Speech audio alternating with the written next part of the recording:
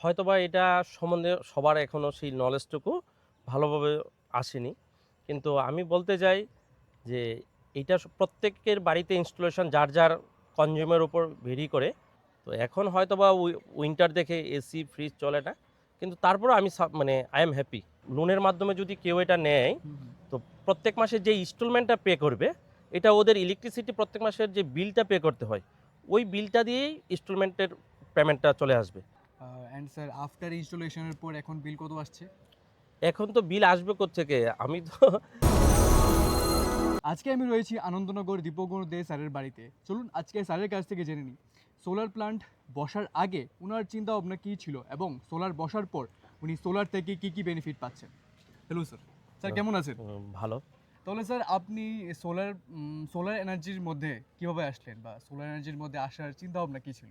Last year যখন business fair মানে আমাদের হাপানিয়াতে বাণিজ্য মেলায় গিয়েছি, তখন আমি দেখতে পাই আমার একজন পরিচিত লোক, খুব আমার কাছের মানুষ, মানে এইচআর ইগনিটের যে অনার, ওনার সাথে হঠাৎ আমার দেখা।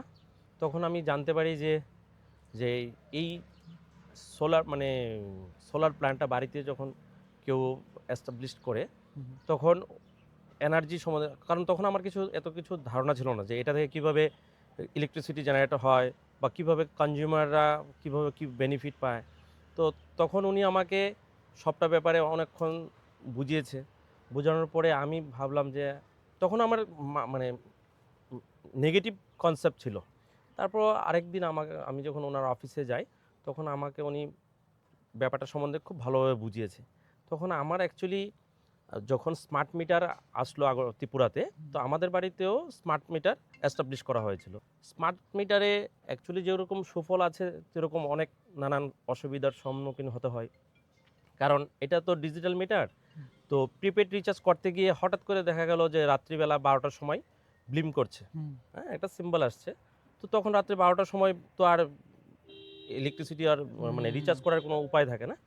তো প্রত্যেক মাসে আমার এরকম সমস্যা প্রত্যেক সময়ই ফেস করতে হচ্ছিল। তখন বাড়িতে আমার বাড়িতে ইলেকট্রিক প্রত্যেক মাসে মোটামুটি বিদ্যুৎ বিল নিয়ার অ্যাবাউট 6 to 7,000 আসতো। উম মানে যখন গরমে ছিল, গরমের সময়। আর এমনি নরমালি শীতের দিনে একটু কম আসতো। তো আমি যখন ওনার থেকে জিনিসটা ভালোভাবে জানতে পারি বা বুঝতে পারি, তখন আমিও ইন্সপায়ার হই যে না, হুম, হুম। আমি এটা বাড়িতে এস্টাবলিশ করব। আমি ভাবলাম যে আমার প্রত্যেক মাসে আমার বিদ্যুৎ বিল দিতে হচ্ছিল যে ছ ৬ থেকে ৭,০০০ টাকা। হুম। সেই জায়গায় আজকে আমার মানে কোনো টেনশন ফ্রি বা কোনো রিচার্জ করার ঝামেলামুক্ত বা এই গিয়ে মানে একবার অনলাইনে, হুম, হ্যাঁ, হুম। রিচার্জ করার সুবিধা ছিল প্রিপেড কার্ড। কিন্তু ২ বার ৩ বারের পরে আবার অফিসে গিয়ে করতে হয়। তো নানান সমস্যা। সমস্যার সম্মুখীন হতে হয়েছিল। তো সেগুলো থেকে আমি মুক্ত এখন। আর বেসিক্যালি যেটা হলো যে ৬,০০০ বা ৭,০০০ টাকা বিদ্যুৎ বিল পে করা, এটা অনেকের কাছেই দুঃসাধ্য হুম, ব্যাপার। হুম, হুম। তো আজকে আমি সেই দিক থেকেও মুক্ত। আর এটা আমার এস্টাবলিশ করতে যে টাকা আমার মানে খরচা হয়েছে সাবসিডি পেয়ে, তো সেটা আমি হিসাব করে দেখলাম আমার ২ বছরের মধ্যেই রিটার্ন ব্যাক এসে যাবে। স্যার বলছিলাম আপনি যে সোলার প্ল্যান্টটা বসিয়েছেন, সোলার প্ল্যান্ট বসার আগে আপনার মনে অনেক নেগেটিভ ছিল। তো হুম। আপনার মনে কি, কি নেগেটিভ ছিল কয়েকটা? প্রথমত আমি ভেবেছিলাম মানে সোলার প্লেন মানে আমরা কি এতদিন কি জানতাম? মানে সোলার প্লেন মানে কি? ইলেকট্রিসিটি যখন মানে কাট অফ মানে হুম, হুম। হয়ে যায়, তখন হয়তোবা এটা বাড়িতে মানে কারেন্ট থাকবে মানে লাইক দ্যাট ইনভার্টার। ইনভার্টার। ওই কনসেপ্টটাই আমার মাথায় ছিল।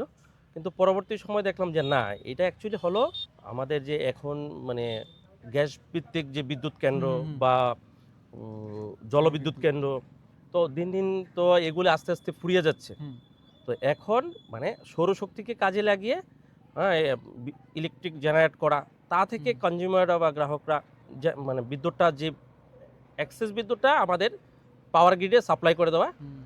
তারপর যখন বাড়িতে মানে লোডশেডিং থাকবে বা কারেন্ট মানে ইলেকট্রিসিটি থাকবে না, ওখান থেকে ওরা মানে আমার রাত্রিবেলা মানে এটা তো জেনারেট হবে দিনের বেলায়, হুম, হুম। তো রাত্রেবেলা গ্রিড থেকে আমাদের আমরা পাবো। রিটার্ন ব্যাক করবে।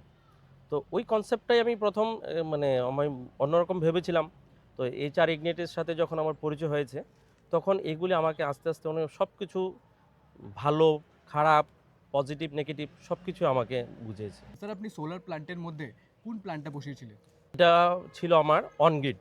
স্যার অন গ্রিড প্ল্যান্টের মধ্যে আমরা কি কি সুবিধা পাই? অনগ্রিড প্ল্যান্টের মধ্যে এই তো, যেরকম এটা দিনের বেলা সূর্য আলো থেকে সৌরশক্তি দ্বারা বিদ্যুৎ উৎপন্ন হয়, তো সেটা দিনের বেলায় গ্রিডে পাঠিয়ে দেওয়া হয়। আর রাত্রিবেলা যখন সৌরশক্তি থাকে না, মানে সূর্য আলো থাকে না, তখন গ্রিড থেকে আমরা রিটার্ন করে যতটুকু আমাদের প্রয়োজন, যতটুকু কনজিউম হয়, সেটা আমরা পেয়ে যাই। আচ্ছা স্যার এটার মধ্যে কি কোনো ব্যাটারি থাকে? না, এটা তো ব্যাটারিলেস। এই সোলার প্ল্যান্টটা কি আমাদের সব কিছু চলে, এসি, ফ্রিজ, ওয়াশিং মেশিন সব কিছু চলবে? হ্যাঁ, সব কিছু চলে। আচ্ছা আমার এসি, আমার এই 4 কিলোওয়াটে আমার দুটো এসি, তারপরে টিভি আছে ঘরে, লাইট আছে, এই ফ্যান, তারপরে তোমার মিউজিক সিস্টেম। আপনি সোলার প্ল্যান্টে বসিয়েছিলেন কত মাস হয়েছে? 3 মাস হয়েছে। 3 মাস হয়েছে। তো 3 মাস আগে মানে সোলার প্ল্যান্টটা বসার আগে আপনার বিল কতটুকু আসতো? সোলার প্যানেল বসার আগে আমার 6 to 7,000 বিল আসতো, মানে সামার সিজনে। সামার সিজনে। অ্যান্ড স্যার আফটার ইনস্টলেশনের পর এখন বিল কত আসছে? এখন তো বিল আসবে কোত্থেকে? আমি তো অলরেডি কিছুক্ষণ আগে বললাম, বিল তো আর কি আসবে, মানে কিছুক্ষণ আগে আমি বললাম যে এখন অবধি এই 3 মাসে যে 758 কি ইউনিট জেনারেট হয়েছে, আর 257 ইউনিট আমাদের কনজিউম হয়েছে। তো এখন আমি গ্রিড থেকে আরও মোর দেন 4 to 500 ইউনিট আরও আমি পাবো। তো এখন হয়তো বা উইন্টার দেখে এসি ফ্রিজ চলে না, কিন্তু তারপরেও আমি মানে আই এম হ্যাপি।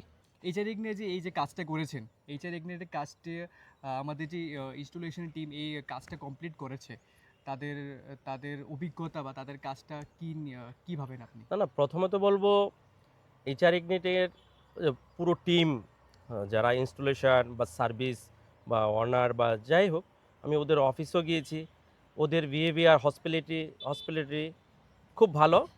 আর ওদের যে ইনস্টলেশন টিম, ওদের অভিজ্ঞতা ভীষণ ভালো। হ্যাঁ, ওরা আমার বাড়িতে এসে দুদিনে পুরো প্ল্যানটা বসিয়ে কমপ্লিট করে আমাকে বুঝিয়ে দিয়েছে। ওদের সত্যি ওদের বিহেভিয়ার এবং ওরা স্কিল্ড, ও খুব ভালো সার্ভিস দিয়েছে আমাকে, ভালো বিহেভিয়ার, ভালো কথাবার্তা। যারা এখনো সোলার এনার্জিতে আসছে না এবং আপনার মতো আপনার সেই আগের 3 মাসের যে আপনি যে বাড়তি বিলটা পে করতেন, যারা এখনো সোলার এনার্জিতে আসছে না স্যার তাদের জন্য একটা কি মেসেজ যে তারা সোলার এনার্জিতে কেন আসবে? না, না, আমি বলবো যে যারা হয়তোবা এটা সম্বন্ধে সবার এখনও সেই নলেজটুকু ভালোভাবে আসেনি, কিন্তু আমি বলতে চাই যে এইটা প্রত্যেকের বাড়িতে ইনস্টলেশন যার যার কনজিউমের উপর ভেরি করে। হুম হুম 1 কিলো ওয়াট থেকে, আমি যদি ভুল না হুম। বলি, 1 কিলো ওয়াট থেকে মনে হয় শুরু হয়। হুম হুম তো যাদের কম বিল আসে তাদের জন্য 1 কিলো ওয়াট, বা যাদের একটু বেশি আসে 2 কিলো ওয়াট বা 3 কিলো ওয়াট, তো এটা যাদের মানে কনজিউমের উপর ডিপেন্ড করে ওরা ওই ইউনিটগুলো বসানোর দরকার। হুম হুম। তো কেন দরকার? আমার মনে হচ্ছে এটাতে এই ফ্যাসিলিটি ব্যাংক থেকে লোনের ব্যবস্থা সুন্দর ওরাই করে দিচ্ছে, এইচআর ইগনিট। তো লোনের মাধ্যমে যদি কেউ এটা নেয়, হুম হুম। তো প্রত্যেক মাসে যে ইনস্টলমেন্টটা পে করবে, এটা ওদের ইলেকট্রিসিটি প্রত্যেক মাসের যে বিলটা পে করতে হয়, ওই বিলটা দিয়েই ইনস্টলমেন্টের পেমেন্টটা চলে আসবে। তো যদি 2 বছর বা 3 বছরের যদি টিউনার থাকে, তো আমার মনে হয় যে ওই কারেন্টের মানে ইলেকট্রিসিটি বিল যে প্রত্যেক মাসে পে করা হতো, ওই বিলটা দিয়ে ইনস্টলমেন্টটা ক্লিয়ার হয়ে যাবে 2 মাসে বা 2 বছর বা 3 বছরে।